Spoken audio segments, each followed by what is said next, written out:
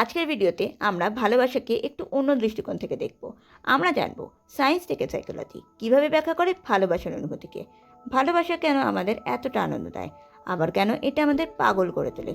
Psychological রিসার্চগুলো থেকে উঠে আসা কিছু অদ্ভুত কিন্তু চমকপ্রদ তথ্য নিয়ে আজ আমরা হাজির হয়েছি। তাই ভিডিওটা শেষ পর্যন্ত দেখুন আর আপনার জীবনের ভালোবাসার অনুভূতিগুলোকে নতুনভাবে চিনতে শিখুন। তো চলুন শুরু করা যাক। 10.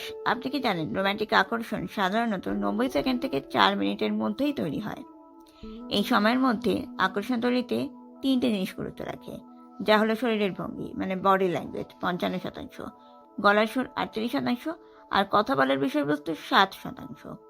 আই কন্ট্যাক্ট, স্মাইল বা যে কোনো ধরনের আচরণের মাধ্যমে আমাদের ব্রেন খুব দ্রুত একটা কানেকশন তৈরি করে।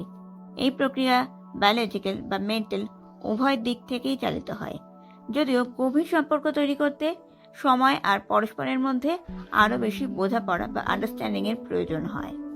9. গবেষণায় এটা দেখা গেছে যে কাউকে যদি আকর্ষণীয় বলে মনে হয় তাহলে আপনার ব্রেন মাত্র 0.2 সেকেন্ডের মধ্যে কিছু কেমিক্যালস যেমন ডোপামিন, অক্সিটোসিন আর অ্যাড্রেনালিন মুক্ত করতে শুরু করে। এই রিয়াকশনটা খুব দ্রুত হয় আর এটা আমাদের শরীরের বায়োলজিক্যাল প্রক্রিয়ার একটা অংশ, যা প্রেমের অনুভূতি সৃষ্টি করে।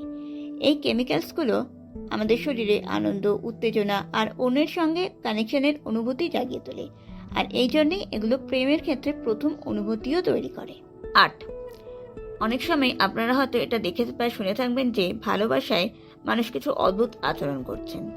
এর পেছনেও যথেষ্ট মনস্তাত্ত্বিক কারণ রয়েছে। কারণ ভালোবাসা আমাদের মস্তিষ্কের সেরোটোনিন স্তর কমিয়ে দেয়, যা আমাদের মনোভাব আর ইমোশন নিয়ন্ত্রণ করে। সেরোটোনিন এই রকম কমে যাওয়ার ফলে আমরা প্রিয় মানুষটার প্রতি অত্যন্ত ইমোশনাল আর কখনো কখনো অবসেসিভ হয়ে পড়তে পারি। আর এই রকম মস্তিষ্কের চেঞ্জ হলে আমরা যুক্তিবাদী চিন্তাভাবনা করার পরিবর্তে ইমোশনকে বেশি গুরুত্ব দিই। ফলে প্রথম ভালোবাসা আমাদেরকে অস্বাভাবিক আচরণ করতে প্ররোচিত করে। 7. গবেষণায় এটা দেখা গেছে যে প্রেমে পড়লে মানুষ প্রায়ই কাজের প্রতি মনোযোগ হারিয়ে ফেলে, কারণ তারা তাদের সঙ্গীর কথা ভাবতে ভাবতে বা কল্পনা করতে করতে দিবা স্বপ্নে ব্যস্ত হয়ে পড়ে। কারণ এই সময় মস্তিষ্ক থেকে ডোপামিন আর অক্সিটোসিনের মতো কিছু কেমিক্যাল নির্গত হয়, যা সুখের অনুভূতি সৃষ্টি করে। এর ফলে মানুষ প্রিয়জনকে নিয়ে এতটাই মগ্ন হয়ে পড়ে যে দৈনন্দিন কাজ বা দায়িত্বে ভালো করে মন দিতে পারে না। 6. এটা কি আপনারা দেখেছেন যে পোষ্যরা যখন দেখে যে তাদের মালিকরা তাদের মালিকের সঙ্গীকে বেশি মনোযোগ দিচ্ছে, তখন তারা খুব জেলাস হয়ে পড়ে। বিশেষ করে কুকুর বা বিড়ালদের ক্ষেত্রে এইরকম আচরণ করতে বেশি দেখা যায়। এরকম তারা করে ভালোবাসা পাওয়ার জন্য আর তাদের মালিকের সাথে ভালোভাবে সম্পর্ক বজায় রাখার জন্য। অনেক সময় তারা কেঁদেও ফেলে, চেঁচায় বা অস্বাভাবিক আচরণ করতে পারে।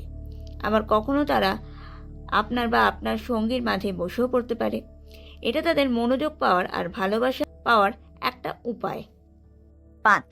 একটা গবেষণায় এটা দেখা গেছে যে আপনি যদি এটা ভাবেন যে আপনার ক্রাশ মানে পছন্দের কেউ অন্য কারোর সাথে ফ্লার্ট করছে, তাহলে সেই চিন্তাই আপনাকে তক্ষুনি জেলাস করে তুলতে পারে। বিজ্ঞানে এটাকে মিডগার্ডিং বলা হয়। মিডগার্ডিং একটা খুবই ন্যাচারাল রিয়াকশন, যেখানে একজন ব্যক্তি তার সঙ্গী বা তার সম্ভাব্য সঙ্গীকে অন্যের কাছে হারানোর ভয়ে এরকম ঈর্ষা বা জেলাস ফিল করে। 4.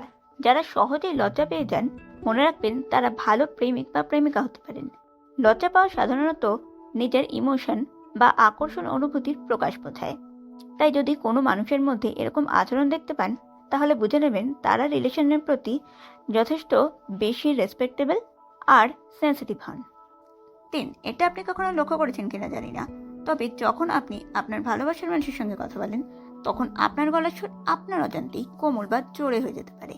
এটা একটা ন্যাচারাল আর সাবকনসিয়াস প্রতিক্রিয়া, যা আপনার ইমোশনের গভীরতা আর প্রেমের অনুভূতি প্রকাশ করে। সাধারণত মানুষের ব্রেন প্রেমের সময় এমনভাবে রিয়াকশন জানায় যে তাদের গলার সুর আরও মধুর হয়ে ওঠে। এরকম হয় কারণ আপনি আপনার সঙ্গীকে বেশি গুরুত্ব দেন আর তার প্রতি বেশি ভালোবাসা অনুভব করেন। 2. এবার একটা দারুণ সাইকোলজিক্যাল ট্রিক। যদি আপনি কারোর সাথে দেখা করার সঙ্গে সঙ্গে সম্পর্ক তৈরি করতে চান, তাহলে কথা বলার মাঝে অন্তত একবার তার নাম বলুন। বেশি বললে আরো বেশি ভালো। এটা মানুষের মধ্যে মনোযোগ আর সম্পর্কের অনুভূতি সৃষ্টি করে। নাম বললে তাদের ফিলিংসকে বেশি গুরুত্ব দেওয়া হয়, যা আপনাদের কথোপকথনকে আরো বেশি পার্সোনাল আর গভীর করে তোলে, আর আপনার সাথে সেই ব্যক্তির সম্পর্কের মধ্যে ক্লোজনেস বাড়াতেও সাহায্য করে। এবারে আরেকটা দুর্দান্ত সাইকোলজিক্যাল ট্রিক। যদি আপনি আপনার পার্টনারের কাছে কোনো প্রশ্ন করেন আর তিনি শুধুমাত্র কোনো রকমে সেই প্রশ্নের উত্তর দেন, মানে পুরোপুরি উত্তর না দেন, তাহলে কিছু সময়ের জন্য চুপ থাকুন আর চোখে চোখ রেখে অপেক্ষা করুন। এটা খুবই কার্যকর হতে পারে। সাইকোলজি অনুযায়ী মানুষ সাধারণত নিঃশব্দতা বা অস্বস্তিকর নীরবতা সহ্য করতে পারে না, আর এটা তাদেরকে আরো কথা বলতে উৎসাহিত করে। চোখে চোখ রাখলে আপনি সাবকনসিয়াসলি তাদেরকে পুরোপুরি কথা বলতে উৎসাহিত করেন। আজকের ভিডিওটা এই পর্যন্তই।